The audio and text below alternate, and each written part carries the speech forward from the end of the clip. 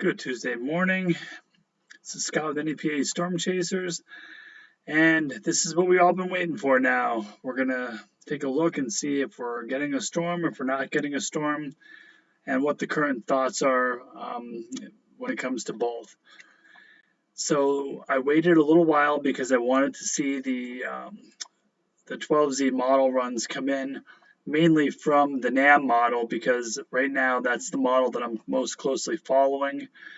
And the GFS model has been pretty consistent with the NAM model, not quite as aggressive. But what I see now is the NAM model has caved slightly towards the GFS version.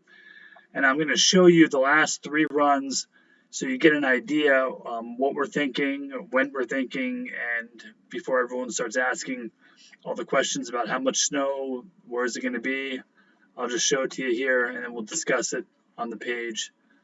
So let me bring up the current model. What am I doing here? All right, that's not the size I want it to be. There we go. I think that's right. Okay. So, as always, we'll start off taking a look at the current radar. There's nothing in the area. It's going to be a beautiful day today.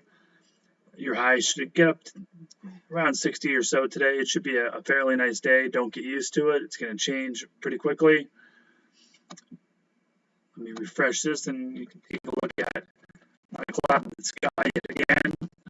Maybe some high clouds moving in later on in the day, but beautiful day shaping up today. Like I said, enjoy it now because it's going to get a little more dicey as the week goes on. So let's take a look at this storm that we've been talking about now for a couple days. And I'm going to start off with the NAM model, and this is the NAM from midnight. And I wanted to put the information out just because it's always good, I think, to give you more information. I know some people enjoy it. Others just want to be prepared. So, sorry guys, I dropped the mic, literally. Okay, so this is what we were looking at from our model last night at midnight. And this got me kind of excited when I saw it. And you'll see why. It has a storm. Gets kind of disorganized here for a little while. Let me get bring my pointer up here if I can. Oh, that's not what I want. Sorry guys. Where is my little pointer tool at? I don't know where I put that. All right, well, I guess I won't bring the pointer up. Okay, anyway, so if you take a look here, the low reforms here. You have several areas of low pressure here along this front. The original low pressure was right over, basically comes right over our area. And then it shows a redevelopment here off of the Delmarva Peninsula. And if this were to happen, and this is what we saw in the model last night, look at all that snow over the general area here. It was, it looked like a big deal if this is how it was going to pan out. And the map that we showed you of the snowfall totals at midnight, at the midnight run, looked like this. Sorry guys, things a little slower than I'd like it to be, and all these ads pop up. But the page has to get paid somehow. So, and this is what it was showing based on that run. Now, what we saw then at 6 in the morning was a much different look. Not much different look, but a different look too, and I'll show you what changed. So in this look here, you still have your low pressure that comes directly over the center of Pennsylvania. Actually, might come over our region. That's that initial low pressure. And then it has it kind of sagging south and then reforming. Much different area, though. You're looking at central Jersey here as opposed to Delaware. And that would make a big difference here. Now, it does they sort of show like a retrograde motion here. However, it's not going to get far enough south of us to put us in the heavy snow. And this is according to the 6 o'clock run. And as you can see, lighter snow behind the storm, but nothing along the lines of what that first look at midnight, appeared. And that's what this system put out. And I'll show you what the what the snow map was for the 6 o'clock run, and then we'll then we'll compare it to the current model that just came out several minutes ago. And then I'll give you my first take on what I think is going to happen, but this will be subject to change depending on what the next couple runs do. So this is the run that came out this morning at 6. As you can see, the area of heaviest snowfall is in upstate New York. This would be the area known as the Tug Hill Plateau. It's the snowiest area east of the Mississippi in the United States of America. And they typically get 200 to 400 inches of snow every year in this area. That's your bullseye. And then Scranton, Wilkes-Barre basically cut your totals more than in half on this run. 3.3 is all this one was showing, as opposed to the 8.5 inches that the previous model was showing. So everything kind of backed off to the north and to the west. Now look at the model that came out at 12Z, so the model that just came out. Well, we're going to go backwards in time here, but so we're going to look at the snowfall map first, and then we'll take a look at the actual map here. So this is what it's putting out for snowfall totals for this latest run. As you can see, it's just continuing to push further and further to the northwest. Just like we tell you, anytime we see a trend one way or the other, you kind of have to go with the trend and follow it. And based on this, it's trending away from a heavy accumulation or even any kind of real accumulation in our area. This is the 81 and 80 corridor. Anything north and west of there has a chance of accumulating snow. This is the latest run. This is what we're seeing right now. And if this continues to trend this direction, I'm going to wave the white flag here and pretty much tell you that the chance of accumulating snow will dissipate. However, we are still at least 48 hours out. And because we're so far out, this could trend back the other way on the next 2 runs. We don't know. So we just have to keep an eye on it and keep you posted on what the latest developments are. So taking a look at GFS. Oh, sorry, I wanted to show you why the snowfall totals are backing off on this map here. And let me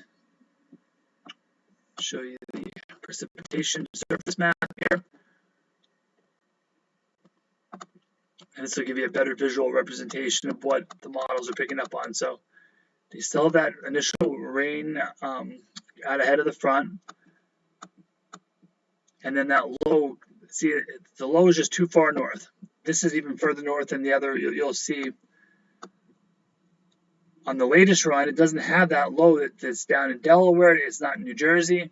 It simply passes over Allentown, basically, and brings very little wintry precipitation behind it. This is definitely a possibility. This is definitely a solution that could happen. Is this the leading solution? Right now, yes, it is. This is what I would go with as of right now. If I had to pick one, this would be my model of choice here.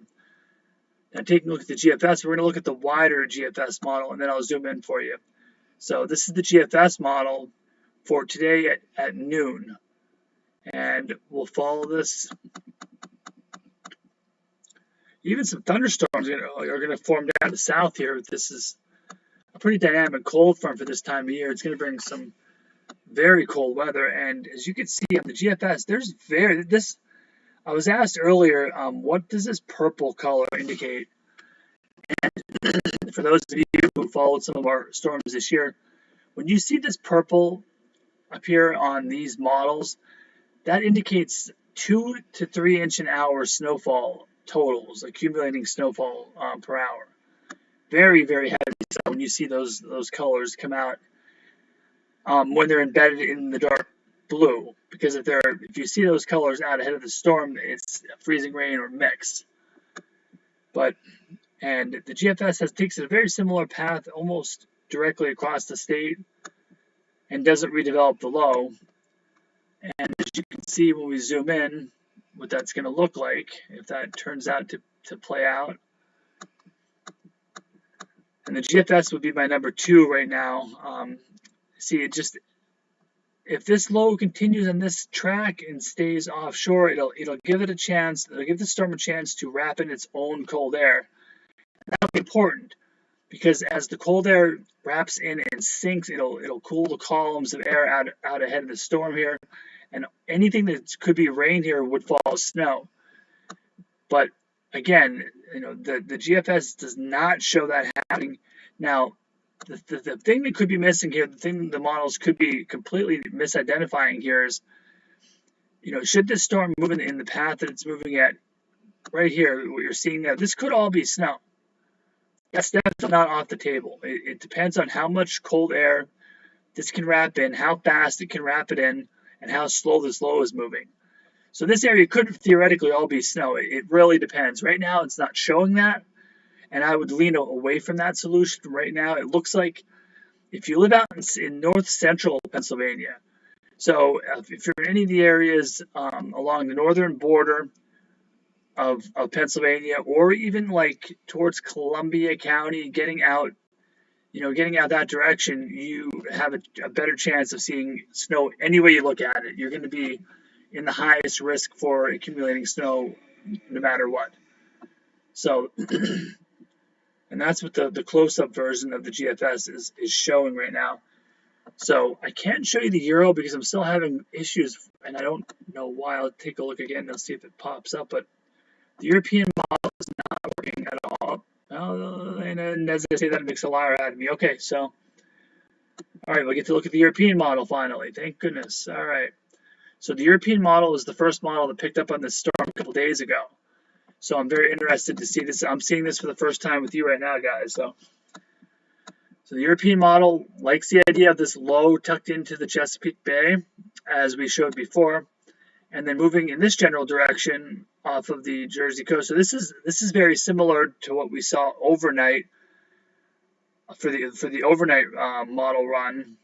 And let me just take a look and see which. Yeah, this is the midnight run. So this is consistent with what we saw with the NAM model overnight, and then moves on out. And let me take a look at what the snowfall totals that the European model put out are.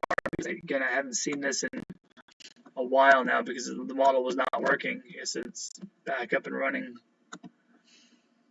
as it normally does. Let's take a look. Okay, so yeah. So again, it looks very similar to what we saw earlier in the day. So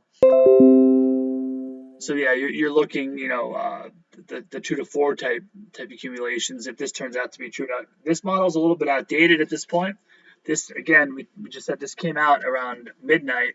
So the next European model won't be out until probably about 2 or so. It should be fully initialized, and we can take a look at that. We'll have a better idea by at that point what the European model believes. But these are just a couple of the different looks that we saw. I was looking into the archives to try to find out if there was anything that I don't remember that put any kind of accumulating snow in April that might be a notable storm for anybody else. And this is what I came up with. You probably hear me talk about this storm a lot. This storm is very embedded in my memory. This was the March 31st, April 1st, April Fool's Day storm of 1997. And this put anywhere from 10 to 20 inches of snow across Scranton, Wilkes-Barre, my backyard personally, Pike, Wayne, Susquehanna County. Anybody that remembers back this far, you'll remember this storm. It was very notable. And actually, very surprisingly, the bulk of the snow fell during the day. It started snowing late night on March 31st in some of the areas for my area.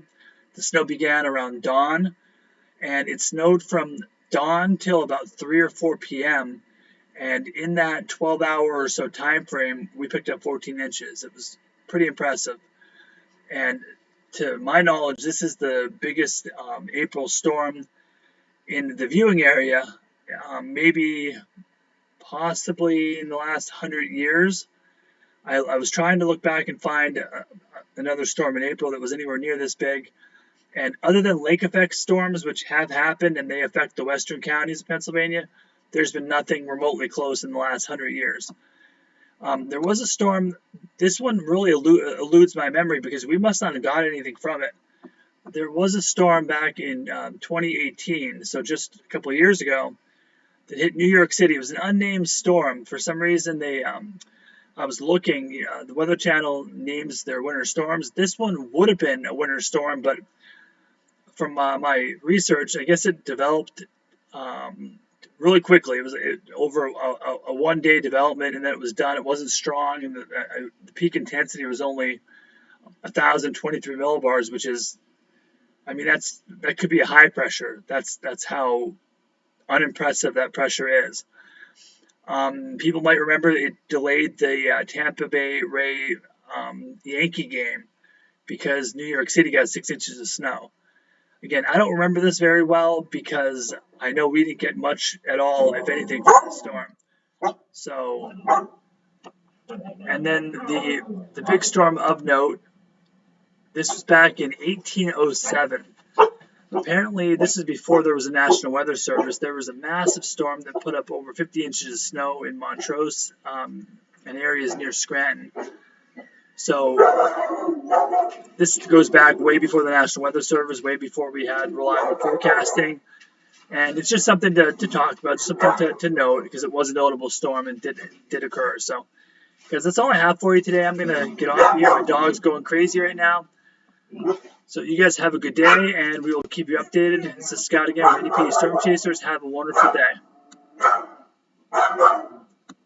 Is that Ray?